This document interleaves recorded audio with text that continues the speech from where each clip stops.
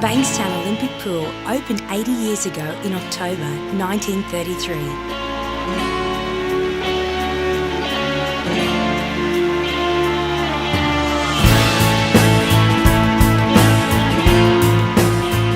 It was one of the first Olympic pools in New South Wales and the training ground for the famous Conrad kids, John and Ilsa, who rewrote swimming world records as young teenagers in the 1950s and early 1960s. The Conrads, residents of Greenacre, trained for 8 years at the pool under coach Don Talbot. The pool closed in 1983. Bankstown Arts Centre is a refurbished cultural facility and is now on the site of the Olympic pool.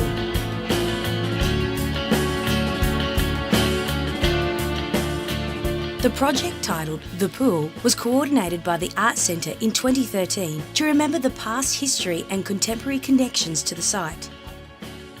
A call out through the local papers generated a great amount of community interest from the local residents. Many people from the community came forward to contribute stories and share memorabilia, including photographs and objects of significance associated with the site.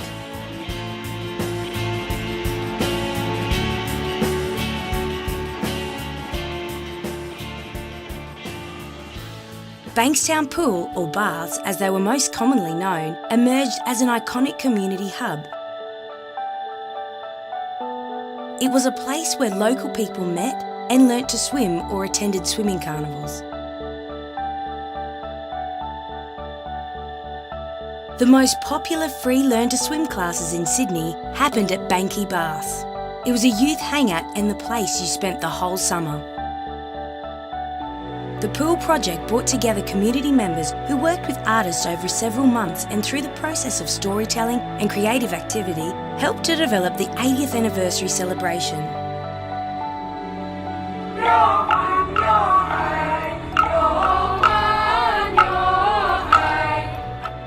Many groups became involved in the program, including the diverse cultural groups that meet at the Arts Centre, such as the Greek Older Women's Network, the Access Dancers, Bankstown World Music Choir, and the Hybrid Forms Breakdancers.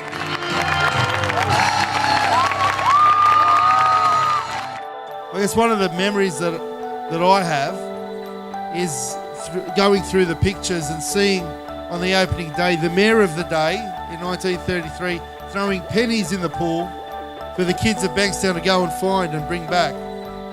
And I think that was a community spirit shown on the day 80 years ago today. But here tonight we're showing a community spirit as well.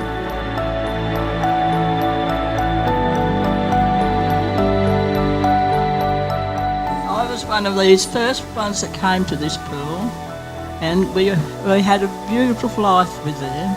We used to have quite a few, about 6 girls and 3 boys, and we used to come down every Sunday morning in the summertime at 6 o'clock when there was nobody here, and we used to play in here for about 2 hours before anybody else started to come in here.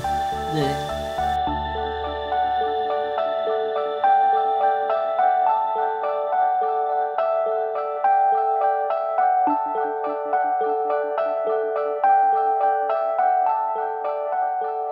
When I was 10 at Dresby Primary School, I said, I want to race kids with swimming.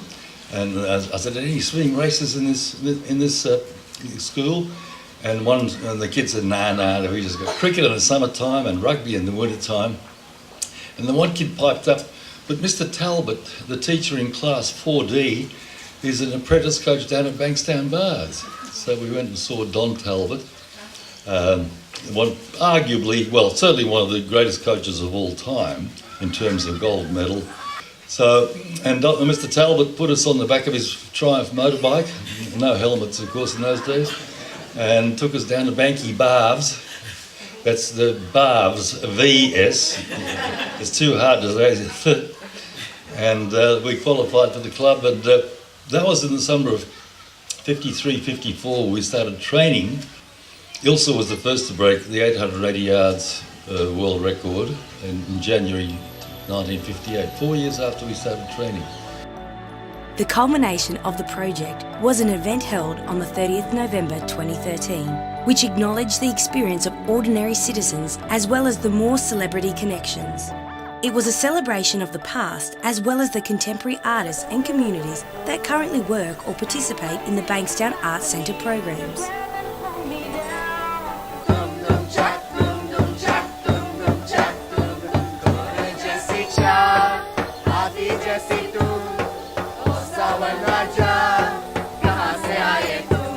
I'm George. We lived in Bankstown from 1938 till when I got married. I always remember my brother. He was a good swimmer, and my granddad and grandma would come down to see Robbie swim. And one day he dived in and never came up, and my grandfather nearly had a heart attack, but he had just swum from one side of the pool to the other. And there's my poor grandfather in the grandstand almost having a heart attack. Oh dear. The pool allowed for the telling of multiple stories and our local community's historical and cultural associations with water through a number of layers where past and present intersect. Sunrise swam in a swimming pool and a reservoir to boot. At the latter I was informal, at the former I wore my suit. I wore my swimming suit. Who am I? I'm John Atkinson. Who was my father? 80 years ago today, he opened this pool. Leading on to that time when the Depression was on and people didn't have much money, Bankstown Council was very forward-thinking in building this arrangement to give employment to people, but to provide a facility that really revolutionised competition swimming. John Conrad's here in front of me. I remember him when he was a little snotter. He's a big one now.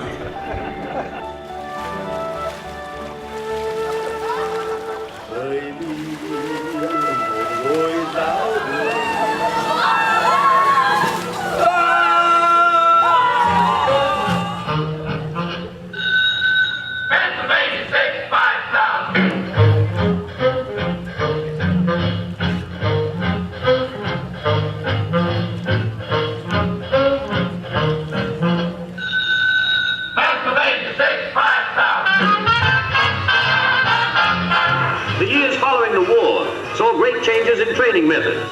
The large-scale multimedia event held at Bankstown Arts Centre brought those participants, young and old, and their memories and stories into a powerful shared experience, celebrating commonality and diversity.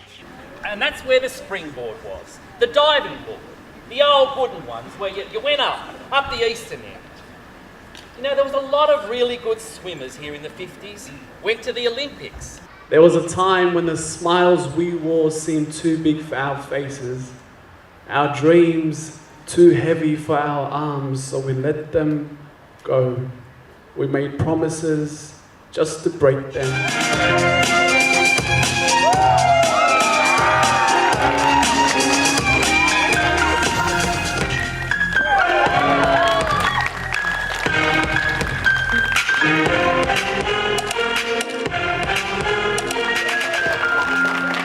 The evening was a collaboration between community members and some of the finest community arts practitioners, all with a deep connection to Bankstown.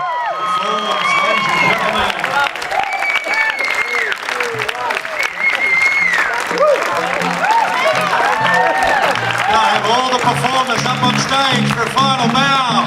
Please, all the performers up on stage for a final bow.